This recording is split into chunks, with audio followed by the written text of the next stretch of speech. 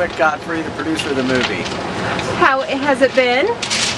Well, you know, this is par for the course. We were shooting the entire scene in pouring down rain at the beach, and the second we finished our main shot, it broke out into clear, so we had to reshoot everything again in clear weather, and it's just Oregon weather. Have you read the books? I have, yes. And who's your favorite character?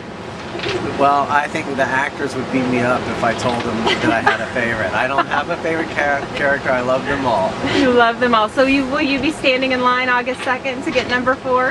Oh, absolutely. I'm hoping I don't have to. I mean, if Stephanie doesn't send me an advance copy, I'll be very upset. We will send her the link to this video. I better get a look at it.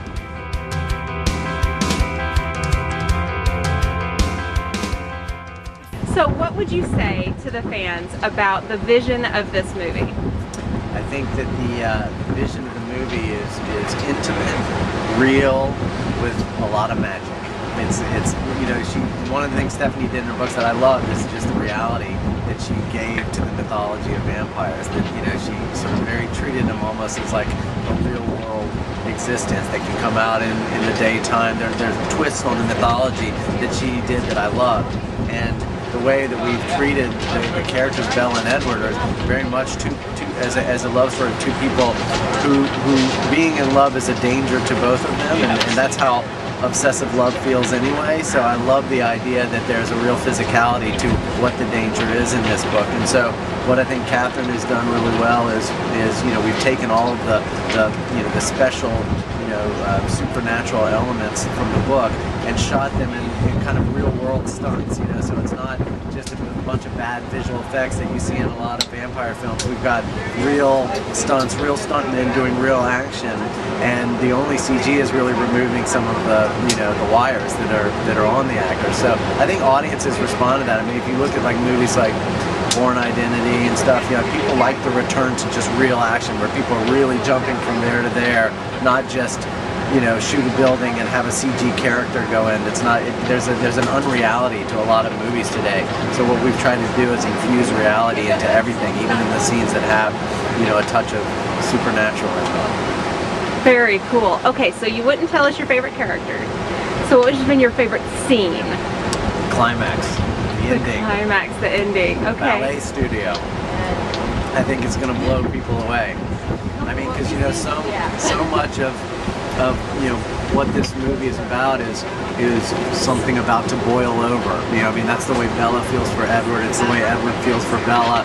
And the whole time they're kind of suppressing this extraordinary energy that they feel for each other. So by the end of the movie, you want it to explode. You want it to explode in visual action. And I think that's what the ballet set, you know, did in James and Edward's kind of final conflict. I think the fans of the book will be really blown away by what we did. Awesome. Okay, so you're a fan of the books? Yes. Okay, so if Summit gets the rights, what are you looking most forward to filming in New Moon? The werewolves? I mean, I come from, you know, producing a lot of supernatural, I mean, a lot of science fiction and fantasy, and I've done iRobot, and I've done Aragon, and so I love to try to tackle physically difficult material. And so trying to, you know, we just shot The Meadow yesterday, you know, so the idea of coming back there with the werewolves will be very exciting. That will be very exciting. Okay, so why Catherine? I think, you know, for me, this is the second time I've worked with Catherine. I produced the Nativity story, and one of the reasons I chose her for that, and one of the reasons I think she makes sense for this, is that she understands adolescence. I mean, for whatever reason, she's connected, whether it's 13 on the girl side, Lords of Dogtown on the boy side, Mary and Joseph on the biblical side. She really understands how to invest you in the emotions of adolescence, and I think that's something that Twilight, you know, really captured in its readership. You know, that you just felt like, oh my God, I've been there. I remember that. I remember feeling that way. And the trick of the trade is to shoot that and film that in a way that people see it and it feels as real to them as it did when they read the book. And I think that's what she's really great at. Intimacy, you know, she really knows how to connect you to internalized, you know, feelings, which is what, you know, a book often is. You know, a lot of it is internal monologue, internal dialogue and voice, and so I think that what she does is able to bring that to visual life.